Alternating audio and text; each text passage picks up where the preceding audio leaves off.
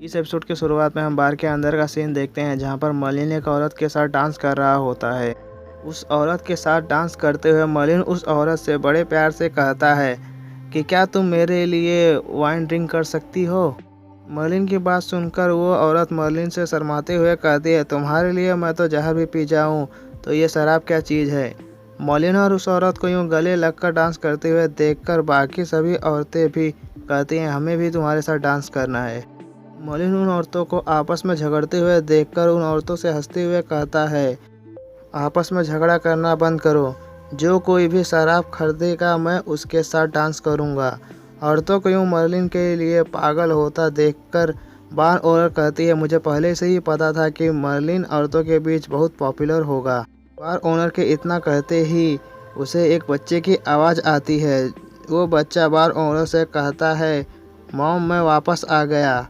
वो लड़का बार ओनर का बेटा होता है और वो लड़का कोई और नहीं बल्कि वो हेनरी होता है, जिसे मर्लिन कुछ समय पहले बेवकूफ़ बनाने की कोशिश कर रहा था। बार ओनर हेनरी को देखते हुए कहती हैं, तुमने आज फिर दूसरे बच्चों से लड़ाई की। हेनरी कुछ कहने ही वाला होता है कि तभी उसकी नज़र मर्लिन पर पड़ती है। मर्लिन को वहाँ पर देखकर हेनरी को बहुत बड़ा झटका लगता है। मर्लिन को जब पता चलता है कि हेनरी बार ओनर का लड़का है, उसको भी बहुत बड़ा झटका लगता है। मर्लिन को देखकर हेनरी कहता है, ये बेकार बेवकूफ़ ओजिसा यहाँ क्या कर रहा है। इसके बाद बार ओनर मर्लिन को कॉफ़ी देती हैं।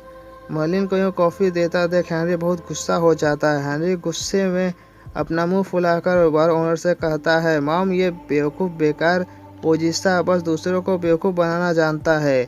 आपने कैसे इस जैसे बेकार इंसान को हमारे यहाँ काम पर रख लिया। हेनरी को यूं बदतमीजी करते हुए देखकर बार ओनर मर्लिन से माफ़ी मांगते हुए कहती हैं, हेनरी को माफ़ कर दो, ये थोड़ा शैतान है पर अच्छा बच्चा है। इस पर मर्लिन हंसते हुए बार ओनर से कहता है, माफ़ी मांगने की कोई ज़रूरत नहीं। मुझे हेनरी की बातों का बुरा नहीं लगा, वैसे भी मुझे छोटे बच्चे बहुत पसंद है। मर्लिन बाहर से यूँ तो हंस रहा होता है पर वो मन ही मन गुस्से में कहता है, ये बदमाश हेनरी तो बार ओनर का लड़का है। ये हेनरी बस दूसरों का काम बढ़ा सकता है। तभी हेनरी चिल्लाते हुए उसकी मॉम से कहता है, मॉम आपको ऐसे बिना जान पहचान के लोगों को काम पर रखना बंद करना होगा, नहीं तो इस बदमाश ओजिसा की वजह से वो दूसरे बच्चे आपको भी बुरा भला बोलेंगे। हेनरी की बात सुनने के बाद मर्लिन मन ही मन सोचता है, सच में बार ओनर जैसी सुंदर और अकेली मॉम के लिए ये अफवाह बहुत मुश्किलें पैदा करेंगी। फिर बार ओनर हेनरी से कहती है, बदमाशी करना बंद करो और एक अच्छे बच्चे की तरह अपने रूम के अंदर जाओ। इसके बाद मर्लिन हेनरी की हालत को देखकर मन ही मन सोचता है, लगता है कि उन लड़कों ने हेनरी की मां के बारे में बुरा भला बोला, इसीलिए हेनरी उन लोगों से झगड़ा कर लिया। तभी मर्लिन अपनी तलवार को टेबल पर रखते हुए हेनरी से कहता है, अगर तुम किसी की रक्षा करना चाहते हो तो उसके लिए पहले तुम्हें स्ट्रांग बनना होगा। बिना ताकत के तो तुम अपनी रक्षा भी नहीं कर सकते, तो तुम उन लोगों का मुंह कैसे बंद करवाओगे। अगर तुम अपने मॉम की रक्षा उन बुरे लोगों से करना चाहते हो तो इसके लिए तुम्हें मेरी टेक्निक सीखकर ताकतवर बनना होगा।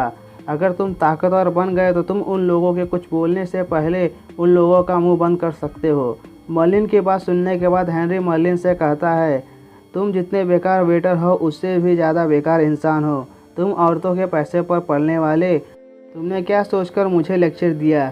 ये कहकर हेनरी वहाँ से बाहर जाने लगता है और बाहर जाते हुए कहता है, अगर मैं बाहर मर भी गया तो भी मैं तुम्हारी ये बेकार क्विक ड्रॉ टेक्निक नहीं सीखूंगा। हेनरी को यूँ भागते हुए देखकर बार उसे बुलाने की कोशिश करती हैं पर हेनरी उसकी बात नहीं सुनता। इसके बाद हम बार के अंदर का सीन देखते हैं। कुछ लोग शराब पीते हुए बात कर रहे होते हैं और मर्लिन काउंटर के पीछे ग्लास साफ कर रहा होता है।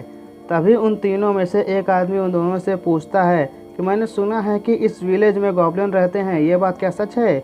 दूसरा आदमी शराब पीते हुए कहता है, हाँ मैंने भी सुना है कि इस विलेज के पीछे जो पहाड़ है उन पहाड़ों में गॉब्लिन्स रहते हैं।